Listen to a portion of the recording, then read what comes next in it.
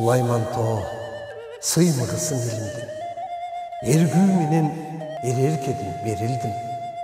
Сени менен эчен бит сырдашып, көрбөй калып, эченде эзилдим. Сулайман тоо сыймыгысын жеримдин, ыйык ташын табын алган элимдин. Сени менен сыр чечишип отурсам, жашыра албайм жазылган черимди.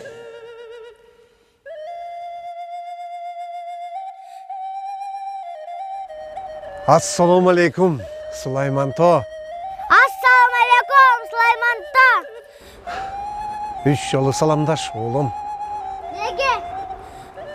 Биринчиси элиң үчүн, экинчиси ата энең үчүн, үчүнчүсү өзүң үчүн саламдаш, оолум.